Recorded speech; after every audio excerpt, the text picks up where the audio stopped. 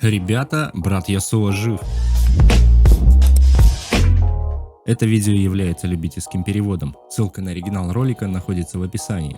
Не забывайте оставить лайк и подписаться. Также я буду рад, если вы прокомментируете данное видео после просмотра. В сети ходит довольно много утечек, которые подтверждаются наступающим событием цветения духа.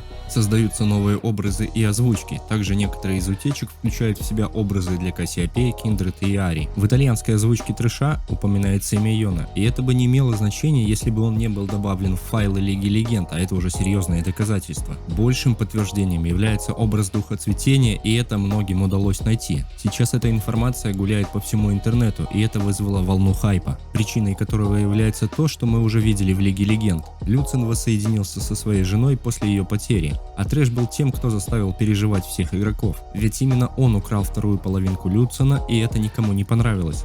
В любом случае, Сену выпустили как карту в Легендах Рунтеры, а она получила собственную озвучку и позже уже была новым чемпионом в Лиге Легенд. А теперь угадайте, кто еще попал в Рунтеру? Правильно. Это Йоне, он также получил собственную озвучку. И если Рита приложили усилия, чтобы сделать озвучку и затем включили его в свою карточную игру, это значит, что они уже заложили фундамент для нового чемпиона. Игроки с прошлого года обсуждают, кто же будет новым чемпионом.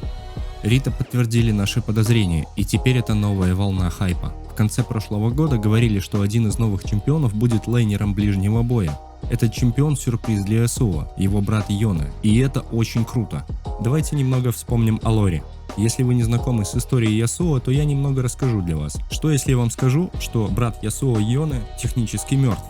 Ладно, давайте начнем с самого начала. В детстве Ясуо верил почти всему, что о нем говорили в родном поселке. В лучшем случае он считал себя неудачным решением, в худшем – ошибкой, которую уже не исправишь. В оскорблениях, как и во всем, что причиняет боль, было толика истины. Мать Ясуо была вдовой, у которой уже подрастал сын. Будущий отец Ясуо ворвался в ее жизнь словно осенний ветер и столь же внезапно вновь исчез, прежде чем ионийская зима окутала домик небольшой семьи снежным покрывалом. Старшего сводного брата Ясуо звали Йоне. Он был вежливым, добросовестным и боязливым, полной противоположностью Ясуо. Несмотря на это, братья были неразлучны. Если Ясуо дразнили другие дети, Йоне за него заступался. Но хоть Ясуо и не доставало прилежания, упорство у него было хоть отбавляй.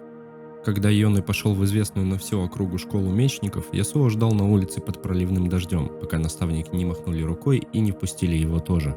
Ясуо проявил недюжинный талант к фехтованию, но еще большую зависть сверстников вызывало то, что он первым за несколько поколений привлек внимание старца Соумы, последнего из тех, кто владел легендарной техникой ветра. Старый учитель разглядел задатки Ясуо, но как ветер не ходит в узде, так и этот ученик пренебрегал тем, что ему пытались втолковать. Йоне побеседовал с братом, умоляя его отбросить гордыню, и подарил ему семечко клена, главный урок смирения, который давала школа. На следующее утро Ясуо согласился стать учеником и телохранителем старца Соумы. Когда до школы дошли слухи о ноксианском вторжении и о победе при Пласидиуме в Наворе, многих вдохновил пример соотечественников. Почти все, кто был способен держать оружие, решили вступить в силы сопротивления, и брат, и сокурсники Ясуо ушли из поселка. Ему же, несмотря на весь боевой пыл, было приказано остаться и защищать старейшин. Вторжение переросло в войну. Однажды дождливым вечером в соседней долине загремели ноксианские барабаны. Ясуо покинул свой пост, наивно полагая, что сможет в одиночку переломить ход сражения. Однако сражение он не застал.